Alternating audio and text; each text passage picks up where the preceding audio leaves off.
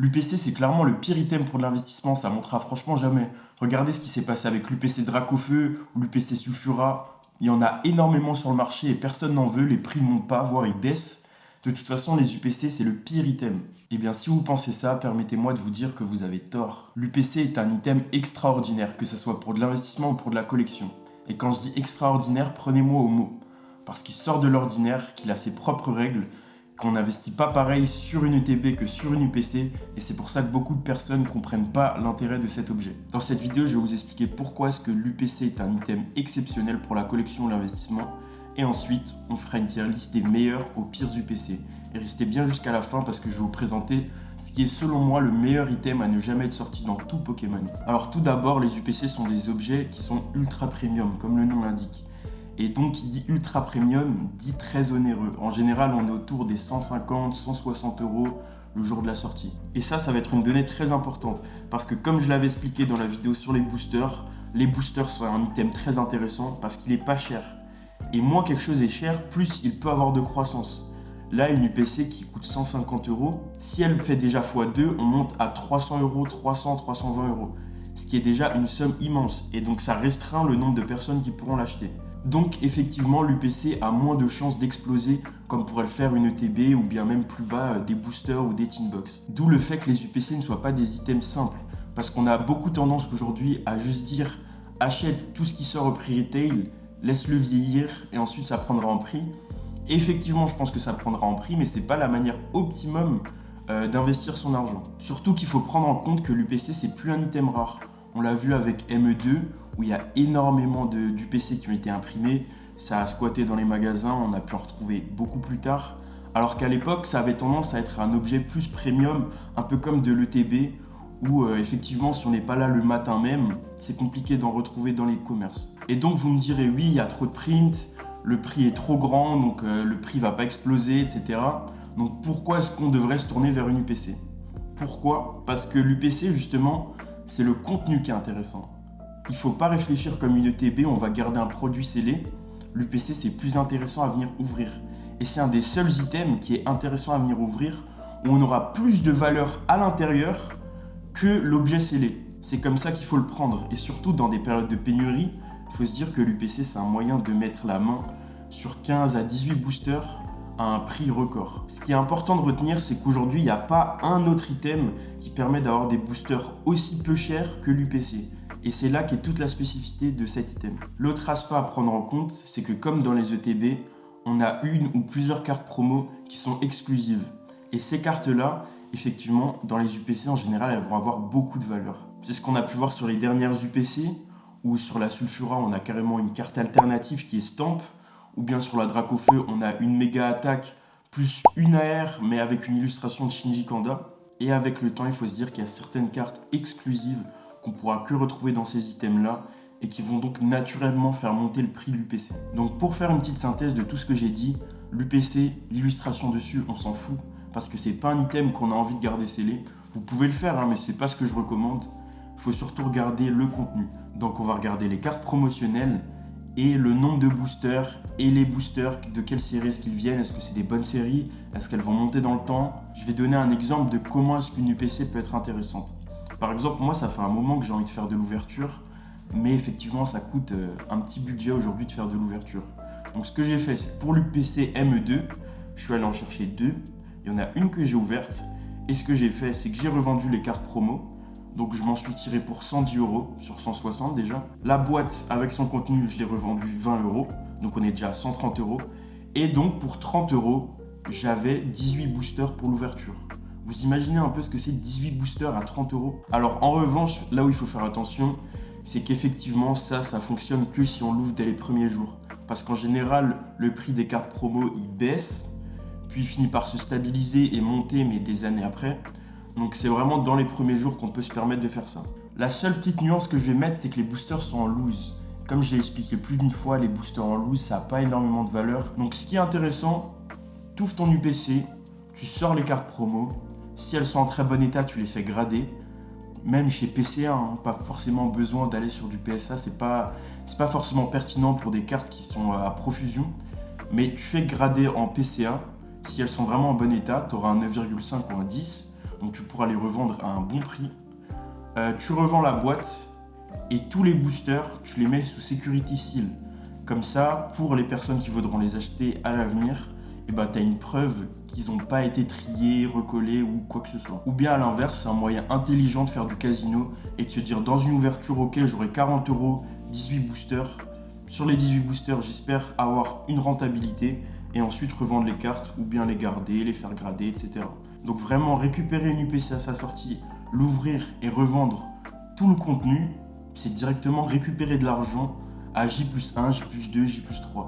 Ce qui est exceptionnel et très très rare dans Pokémon. Alors maintenant qu'on a compris comment une UPC ça fonctionne, ce qu'on va faire c'est qu'on va les trier, les classer dans une tier list.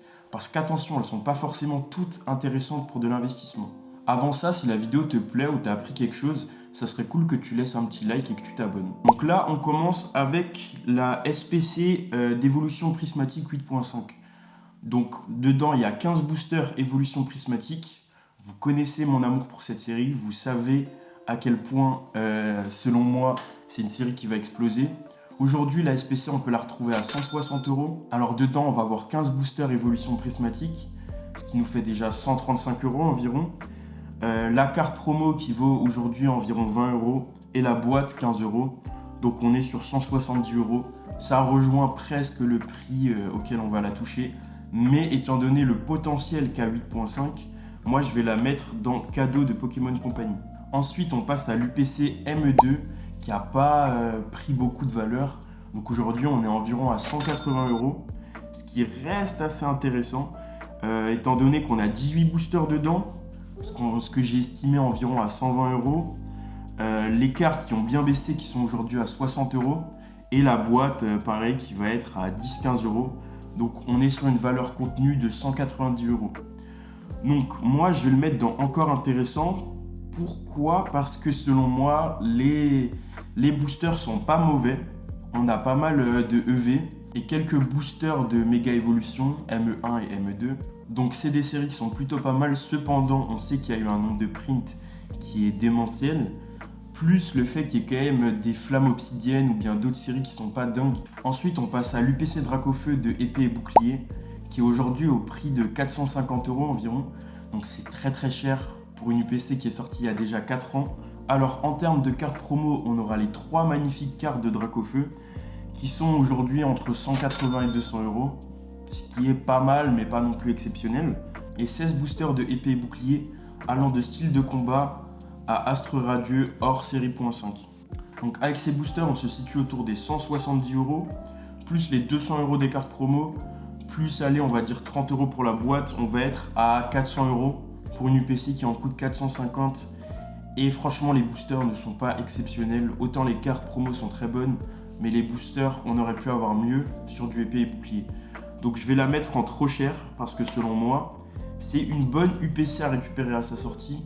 Mais maintenant à 450 €, ça vaut pas la peine d'investir là-dessus. Ensuite, on passe à l'UPC Terrapagos, où en plus il y a eu un restock récent avec le Black Friday qui a un peu refait baisser le prix, même s'il n'avait pas explosé. On la retrouve à 150 € environ aujourd'hui. Le gros bémol de cette UPC, c'est vraiment les cartes promotionnelles. On est à 25 € aujourd'hui en étant gentil. Elles sont vraiment éclatées. En revanche, sur les boosters, on est vraiment sur du lourd. J'ai estimé à 140 € les boosters contenus. Et franchement, c'est vraiment un moyen de se faire plaisir de fou. Si jamais vous voulez vous faire une grosse ouverture sur du épée bouclier, il n'y a pas mieux, je pense, que l'UPC Terrapagos. Donc en valeur contenue, on est autour des 170 € pour un item à 150, mais surtout avec des séries qui vont être amenées à prendre en valeur. Donc pour moi, je la mets en cadeau de Pokémon Company. On passe à l'autre UPC qui est sorti en parallèle, avec l'UPC Amphinobi qu'on retrouve aujourd'hui autour de 140 €. Donc pareil, niveau carte promotionnelle, c'est un peu éclaté. Les cartes promo plus la boîte, on s'en sort à 25 €. Au niveau des boosters contenus, c'est moins bien que la Terrapagos. On va avoir plus de boosters EV, mais pas des bonnes séries d'EV. Du Faille Paradox, du Couronne Stellaire, du Force Temporelle. Donc en termes de prix des boosters, actuellement, on est sur du 110 € de valeur contenue. Plus les 25, on est à 135 pour un item qui en vaut 140. C'est pas dingue et surtout c'est pas amené à exploser. Donc je vais le mettre dans trop cher, même si elle est pas chère, c'est même l'UPC la moins chère actuellement pour moi, c'est pas intéressant de venir la chercher quand à côté il y a la Terrapagos. Ensuite, l'UPC Sulfura qui est la dernière en date à être sortie, qui n'a pas été distribuée tant que ça et qui est sortie vraiment à mauvais timing juste avant Noël quand les gens avaient déjà mis tout leur fric dans ME2 et qui est un peu passé sous les radars. Alors franchement, c'est vraiment dommage parce que cette UPC, la boîte est magnifique. Rivalité Destinée en plus, vous connaissez mon amour pour cette série.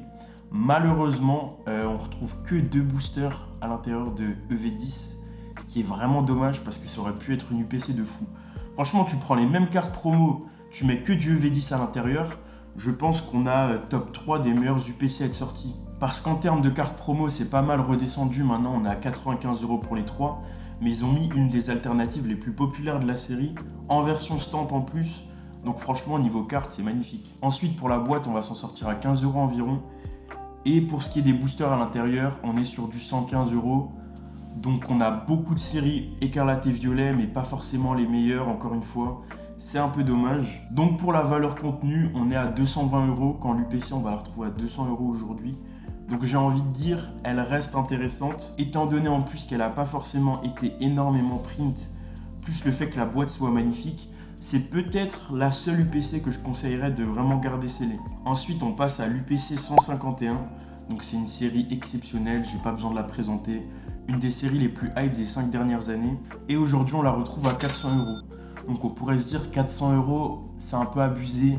Franchement, elle date de 2023, etc. Mais quand on compare avec le TB, franchement ça va. Parce que le TB, elle est à 250 € aujourd'hui alors qu'on a moitié moins de boosters. Donc dans cette UPC, on va retrouver des cartes promo qui sont exceptionnelles. Franchement, j'ai aucun doute sur le fait qu'elles vont petit à petit continuer à monter. Elles ont déjà bien monté, mais ça va continuer comme ça, c'est absolument certain.